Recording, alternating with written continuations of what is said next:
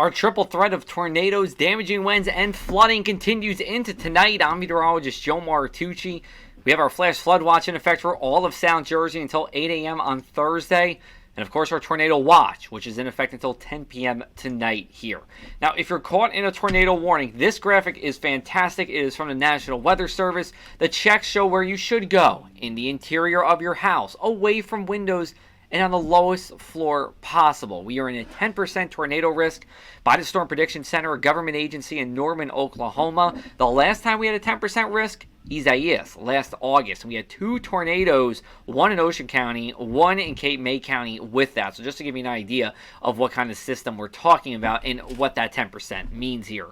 Looking at our surface setup, it's this low pressure system from the remnants of Ida that will run up the turnpike that will give us the problems here. We have a high risk for a tornado as we go into tonight. To a lesser extent, I believe wind damage and roadway flooding will be an issue. Taking a look at our storm timeline, through about 8 o'clock, it's really just spotty storms east of the Parkway, rain to the west. We have that tornado risk everywhere, but it's from 8 p.m. till about 12 o'clock or so where I think we have the best intersection, I use that word not in a good way, best, of tornado risk and flash flooding risk, as well as the damaging winds. Winds will pick up from the southeast, turning to the southwest, with times sustained at the shore 30 miles an hour, and then showers taper off early on our Thursday morning. So there's a few line of storms that are trying to rumble through here this evening. Then we get a couple of hours of steady rain, but by 2 to 5 a.m., we're dry here, and I think you're waking up to a dry morning in South Jersey, and it'll be dry and increasingly sunny as we go on throughout the day. In terms of rainfall totals, a ½ inch to an inch for most of us here in southeastern New Jersey.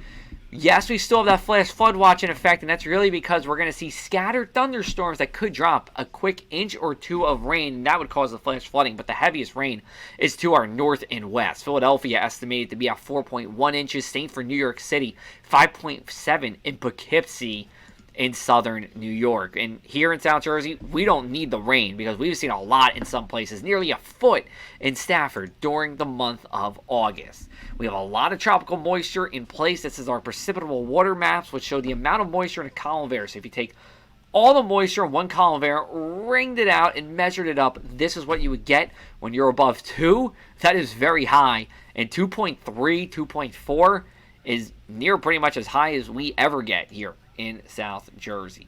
Taking a look at our winds for tonight, they do get strong from the south and the east this evening as that low pressure makes its closest pass.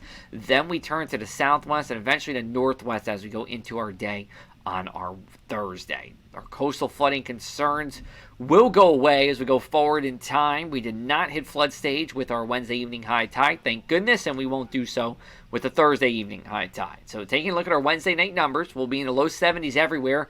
Tornado threat until 10 p.m., even extending to midnight in a few places, especially if you're in Hamilton or Stafford Township, places to the north.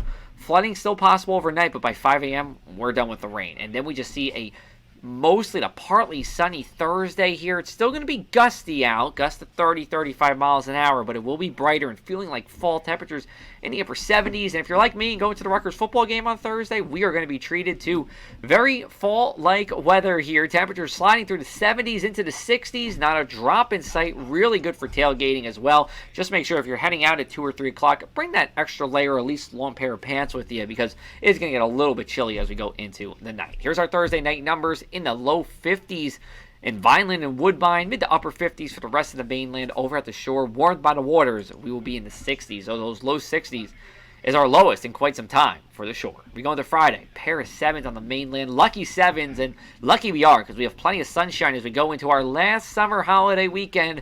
And it is going to be quite the opposite from Memorial Day weekend when we were talking about rain and wind and coastal flooding. Not so much Labor Day weekend. Plenty of sunshine, high pressure in store. Just a few showers Sunday night, but that is it. Here's a look at our mainland 7-day forecast.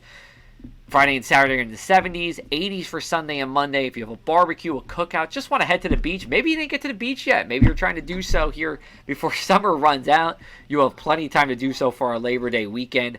Over at the shore, temperatures in the upper 70s as we go into Friday, Saturday, and then 80s again for Sunday and Monday. We are going to have full updates for you as we go on throughout the next couple of hours. We have a live updates thread on our website, pressofac.com/weather. I'll be sharing it out to social as well, Facebook, Instagram, Twitter, and TikTok.